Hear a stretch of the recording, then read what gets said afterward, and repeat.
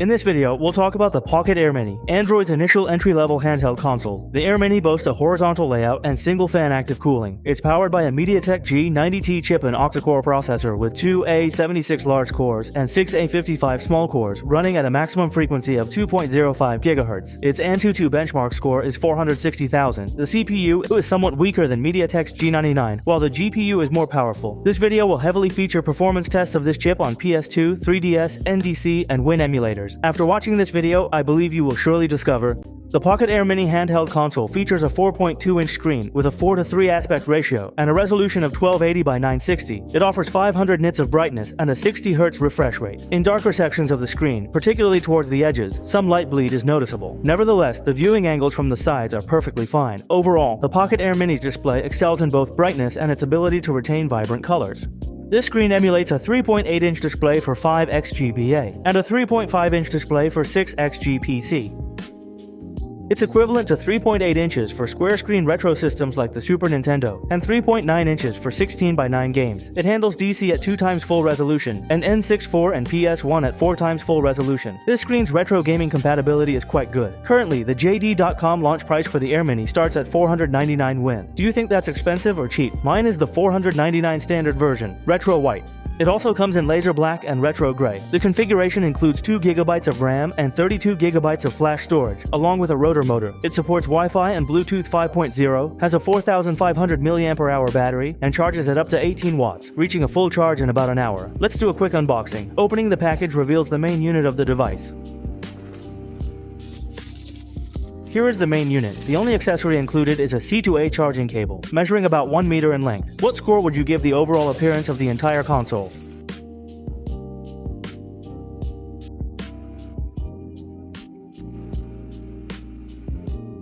The handheld console's exterior is made of a cast material, devoid of any additional coating, providing a tactile sandy texture when held. The screen features 2 customizable LC buttons that double as RC keys. The remaining 4 buttons serve as an air vent, volume controls, and the power button. Neither side of the device has any interface designs. The molding lines on the casing are neatly arranged, and the speakers are situated on both sides of the bottom. The dust plug for the TF card slot is made of rubber.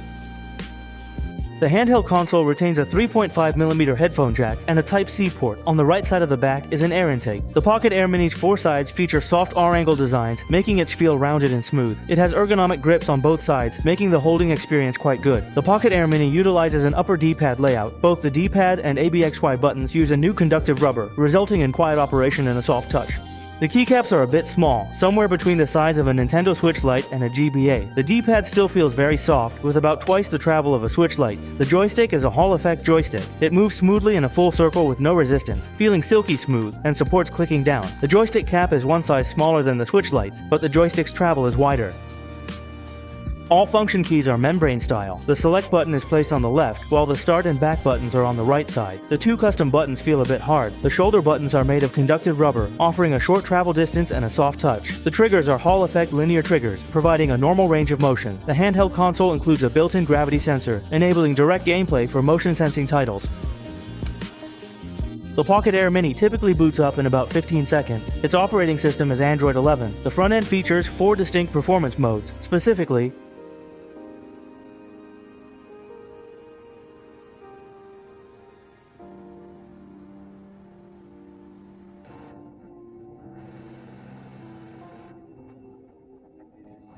power saving, balanced, gaming, and full power. There's almost no discernible difference between balanced and gaming modes. The full power mode operates at about 35 decibels. The handheld's control center allows you to meticulously fine-tune various performance parameters, including the joystick's dead zone. Additionally, you can configure a custom button to instantly launch the Pegasus front end with a single press.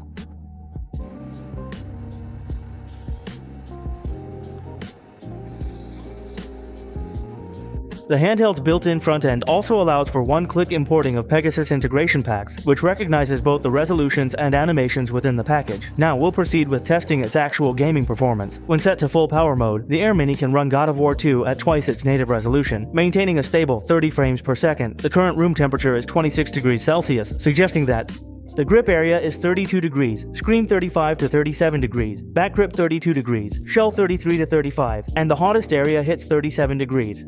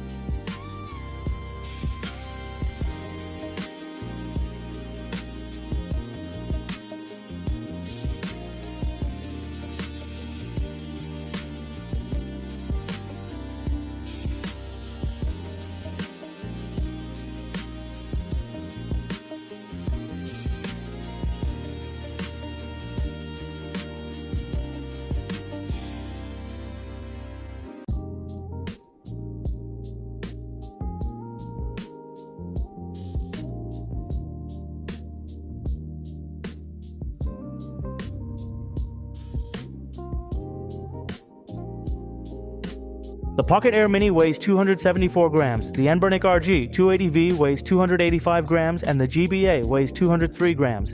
Alright, with all tests completed, I'll summarize my findings. Let's start with the advantages. First, the Air Mini's 4.2-inch 4:3 aspect ratio screen performs exceptionally well for retro games. Second, the shoulder buttons are very soft and comfortable, preventing hand fatigue. Third, for an entry-level device, it includes a brand new Hall effect joystick. Fourth, the handheld console retains the 3.5mm headphone jack. Fifth, its cooling system is excellent, even in full power mode. The body temperature is kept under 37 degrees. Sixth point, for its $499 entry-level price, the Air Mini lets you play more games compared to other machines in the same price range. This chip basically gets you to the threshold of the PS2 emulator. Now for the cons. First, the machine's C port unfortunately doesn't support video output. Second, the MediaTek G90T isn't ideal for running 3DS games. Third, due to memory limits, the Air Mini will crash when running some memory-intensive software. As AYANEO's first entry-level retro console, the Air Mini, at its $499 price, can smoothly run most popular PS2 games. Many games run even better than expected. For example, Ultraman Fighting Evolution 3, Dynasty Warriors 5, and SD Gundam G Generation Spirits can all be played at 2x resolution. Some PS2 games that are difficult to emulate, such as